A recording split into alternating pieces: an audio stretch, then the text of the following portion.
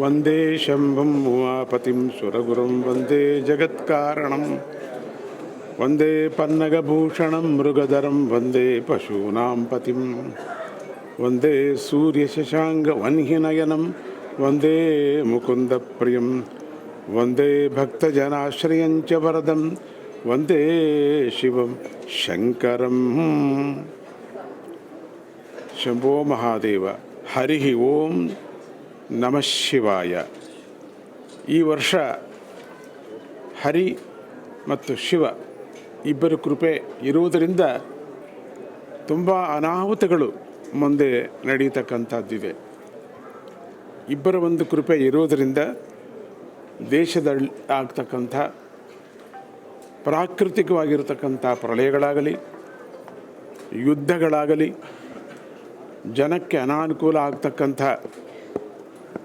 ಪದಾರ್ಥಗಳು ಸಿಕ್ಕುವುದ ಕಷ್ಟವಾಗಲಿ, ಇವೆಲ್ಲವೂ ಸಂಭವಿಸುತ್ತೆ. ಮತ್ತು ಅಪಮೃತ್ಯುಗಳು ತುಂಬ ಇರುವಂಥ ಒಂದು ಸೂಚನೆಗಳು ಸುಮಾರಿವೆ.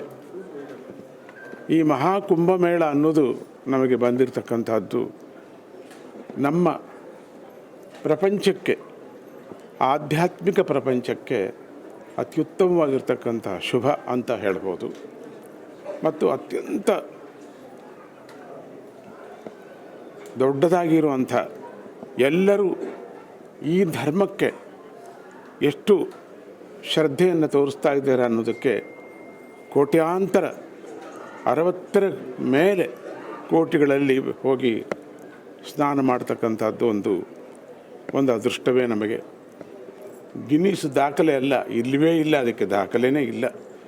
ಆ ರೀತಿಯಾದ ದಾಖಲೆ ಆಗೋದು. ಎಲ್ಲರಿಗೂ ಧರ್ಮಶ್ರದ್ಧೆ ಅನ್ನೋದು ತುಂಬ ಈ ವರ್ಷ ನಮಗೆ ಕಂಡುಬರ್ತಾ ಇದೆ. ಯಂಗ್ಸ್ಟರ್ಸ್ಗೆ ತುಂಬ ಇದೆ ಅನ್ನೋದು ಕುಂಭಮೇಳದಲ್ಲಿ ನಮಗೆ ಅರ್ಥವಾಗ್ತಾ ಇದೆ. ಎಲ್ಲಿ ನೋಡಿದ್ರೆ ಯಂಗ್ಸ್ಟರ್ಸ್.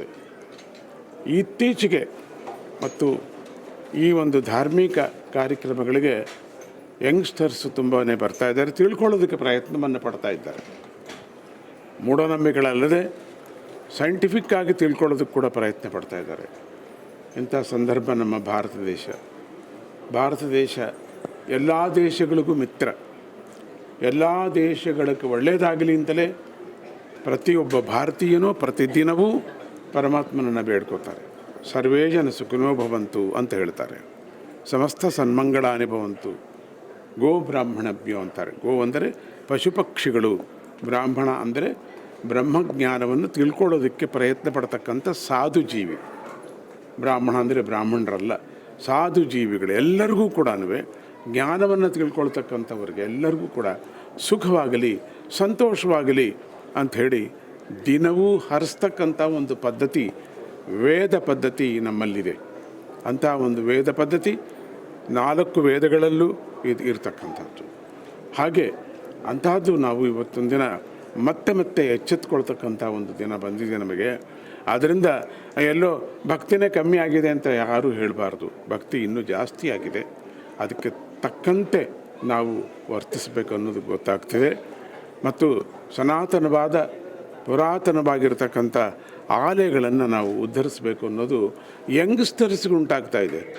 ಎಲ್ಲೋ ಸ್ವಾಮಿಗಳಿಗೆ, ಯಾವುದೋ ಅವತಾರ ಪುರುಷರಿಗೆ ಅಲ್ಲ, ಯಂಗ್ಸ್ಟರ್ಸ್ಗೆ ಉಂಟಾಗ್ತಾ ಇದೆ. ಕೇವಲ ಸಣ್ಣ ಕೆಲಸ ಮಾಡ್ತಕ್ಕಂಥವ್ರಿಗೆ ಕೂಡ, ಉದ್ಯೋಗದಲ್ಲಿ ಮಾಡ್ತಕ್ಕಂಥವ್ರಿಗೆ ಕೂಡ ಉಂಟಾಗ್ತಾ ಇದೆ. ಹೆಂಗೆ ಹೇಳ್ತೀರಿ ನೀವು ಅಂದರೆ, ಸುತ್ತಿ ನಿನ್ನೆವರೆಗೂ ಸುತ್ತಾನೆ ಇದ್ದೀನಿ ನಾನು. ಬರೀ ಹೊರದೇಶಗಳಲ್ಲ, ಇಂಡಿಯಾದಲ್ಲಿ, ಜಿಲ್ಲೆಯಲ್ಲಿ ಸುತ್ತಾ ಇದ್ದೇನೆ. ಅಷ್ಟೊಂದು ಪುರಾತನ ಕೆಳಗೆ ಬಿದ್ದಿರತಕ್ಕಂಥ ದೇವಸ್ಥಾನಗಳನ್ನು ಉದ್ಧಾರ ಮಾಡೋದಕ್ಕೆ ಅವರು ಉದ್ಯೋಗ ಚಿಕ್ಕದಿದ್ದರೂ ಮಾಡುತ್ತಾ ಇದ್ದಾರೆ. ಇದು ಶುಭ ತಾನೇ? ಮಾಡಲೇಬೇಕೀಗ ಈ ವರ್ಷ. ಯಾಕೆಂದರೆ ಈ ವರ್ಷ ನಾನು ಮುಂದೆ ಹೇಳಿದ ಹಾಗೆ ತುಂಬ ಅನಾಹುತಗಳು, ಅಶುಭಗಳಿವೆ. ಅವೆಲ್ಲವೂ ನಿವಾರಣೆ ಆಗಬೇಕು ಅಂತ ಹೇಳ್ತಾ, ಪ್ರಜಾಪ್ರತಿನಿಧಿಗಳು ಕೂಡ ದೈವಿಕ ಭಾವನೆಯನ್ನು ಹೊಂದಿರಬೇಕು, ದೈವ ಸಂಪತ್ತನ್ನು ಹೊಂದಿರಬೇಕು. ದೈವಿಕ ಸಂಬಂಧಪಟ್ಟಿರ್ತಕ್ಕಂಥ ವಿಚಾರಗಳಿಗೆ ನೋವು ಆಗದೇ ಇರುವ ಹಾಗೆ ಮಾಡಬೇಕು. ಎಲ್ಲ ಮತಗಳು, ಎಲ್ಲ ಶ್ರದ್ಧೆಗಳು, ಎಲ್ಲ ಉಪಾಸನೆಗಳು ಒಂದೇ ಅನ್ನತಕ್ಕಂಥದ್ದು ಶಂಕರ ಭಗವತ್ಪಾದರು ಹೇಳಿರೋ ಹಾಗೆ ಎಲ್ಲರೂ ಒಂದೇ ಅಂತ ಅನ್ನೋದು ನಾವು ಜ್ಞಾಪಿಸ್ಕೋಬೇಕು. ಮತ್ತೆ ಮತ್ತೆ ಶಂಕರ ಭಗವತ್ಪಾದರು ಹೇಳಿರೋದು ಇನ್ನೊಂದು ರೀತಿಯಲ್ಲಿ ಜ್ಞಾಪಿಸ್ತಕ್ಕಂಥ ರಾಮಾನುಜಾಚಾರ್ಯರು ಬಂದರು, ಅವರು ನಿಲ್ಲಿಸಿದ್ರು ಧರ್ಮವನ್ನು. ಅದಾದಮೇಲೆ ಮಾಧ್ವಾಚಾರ್ಯರು ಬಂದು ಇನ್ನೊಂದು ರೀತಿಯಲ್ಲಿ ಧರ್ಮವನ್ನು ನಿಲ್ಲಿಸೋದಕ್ಕೆ ಪ್ರಯತ್ನ ಪಟ್ಟರು. ರುಚಿಯಾಗಿರ್ತಕ್ಕಂಥ ಧರ್ಮವನ್ನು ನಾವು ಅಭ್ಯಾಸ ಮಾಡಬೇಕು ಅನ್ನೋದು ಮಹಾತ್ಮರ, ಸಂತರ, ಸಾಧುಗಳು ಅನ್ನೋದು ನಮಗೆ ಗೊತ್ತಾಗಬೇಕು. ಈಗ ನಾಲ್ಕು ಸಾಧುಗಳನ್ನು ನೀವು ನೋಡ್ತಾ ಇದ್ದೀವಿ. ನೀವು ಎಷ್ಟು ಕೋಟ್ಯಾಂತರ ಎಲ್ಲಿಂದ ಬಂದರೂ ಎಲ್ಲಿ ಹೋಗ್ತಾ ಇದ್ದಾರೋ, ಎಲ್ಲೆಲ್ಲೇ ಸೇರಿಕೊಂಡಿದ್ದಾರೆ. ಎಲ್ಲೂ ಹೋಗಿ ಮಾಯ ಏನಾಗಲಿಲ್ಲ, ಅಥವಾ ಮಾಯ ಈ ಪ್ರದೇಶದಿಂದ ಬರಲಿಲ್ಲ. ಅವರು ಎಲ್ಲ ಕಡೆ ಸಾಧು ಜೀವನವನ್ನು ನಡೆಸ್ತಾ ಇದ್ದಾರೆ. ಹಾಗೆ ಅವರು ಕೂಡ ನಮ್ಮನ್ನು ಹರಸಿದ್ದಾರೆ. ಹಾಗೆ ಉತ್ತಮವಾಗಿರ್ತಕ್ಕಂಥ ಆಚಾರ್ಯರ ಪೀಠದಲ್ಲಿರ್ತಕ್ಕಂಥ ಮಹಾತ್ಮರು ಕೂಡ ಈ ವರ್ಷ ಒಳ್ಳೆಯದಾಗಲಿ ಅಂತ ಹರಸಿದ್ದಾರೆ. ಹಾಗೆ ನಮಗೆ ಶುಭವನ್ನು ಬರಬೇಕು. ಎಷ್ಟು ಹರಿಸಿದರೂ, ಎಷ್ಟು ಉಪಾಸನೆ ಮಾಡಿದರೂ ಸಾಲದು. ಯಾಕೆಂದರೆ ಮುಂದೆ ಆಗ್ತಕ್ಕಂಥ ಒಂದು ಅನಾಹುತಗಳು ಸುಮಾರು. ಎಲ್ಲರಿಗೂ ನಾನು ಭವಿಷ್ಯ ಹೇಳ್ತಾ ಇಲ್ಲ, ಇದ್ದೇ ಇದೆ, ನಿಮಗೆಲ್ಲರಿಗೂ ಗೊತ್ತಿರತಕ್ಕಂಥದ್ದು. ಯುದ್ಧದ ಸಂದರ್ಭದಲ್ಲಾಗಲಿ, ಮಾನಸಿಕವಾದ ಜನಗಳ ಒಂದು ಸಂದರ್ಭದಾಗಲಿ, ಇವೆಲ್ಲವೂ ನೀವು ನೋಡ್ತಾ ಇದ್ದೀವಿ. ನಾವು ಅತೃಪ್ತಿ ಭಾವನೆ ತುಂಬ ಬಂದುಬಿಟ್ಟಿದೆ.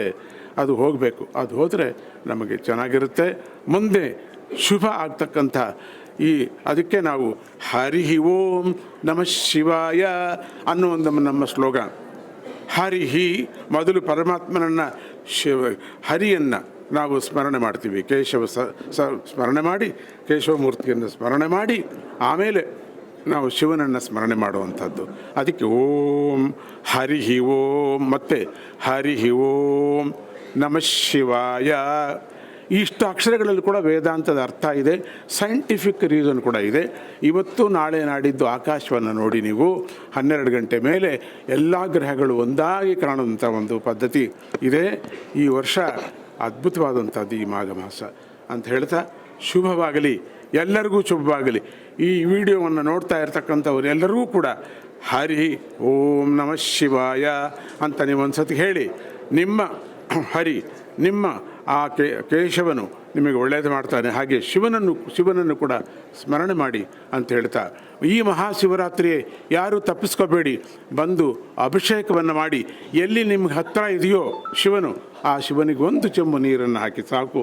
ನಮಃ ಶಿವಾಯ, ಹರ ಹರ ಮಹಾದೇವ ಅಂತ ಹಾಕಿ, ಅವನು ಈ ಒಂದು ಸ್ವಾಮಿ ಉದಕಪ್ರಿಯ ಅಂದರೆ ನೀರು ಅಭಿಷೇಕ ಎಷ್ಟು ಮಾಡಿದ್ರೂ ಕೂಡ ಸಂತೋಷ ಪಡ್ತಕ್ಕಂಥ ಗಂಗಾಧರನು, ಅವನಿಗೆ ಒಂದು ಚೆಂಬು ನೀರು ಹಾಕಿ ಸುಖವಾಗಲಿ. ನಿಮ್ಮ ಫ್ಯಾಮಿಲಿ, ನೀವು ನಿಮ್ಮ ಊರು, ನೀವು ನಿಮ್ಮ ದೇಶ, ನೀವು ನಿಮ್ಮ ಪ್ರಪಂಚ, ಸಮಸ್ತ ಭೂತಗಳು ಕೂಡ ಒಳ್ಳೆಯದಾಗಲಿ ಅಂತ ನಾವು ಪ್ರಾರ್ಥನೆ ಮಾಡೋಣ. ಓಂ ನಮಃ ಶಿವಾಯ.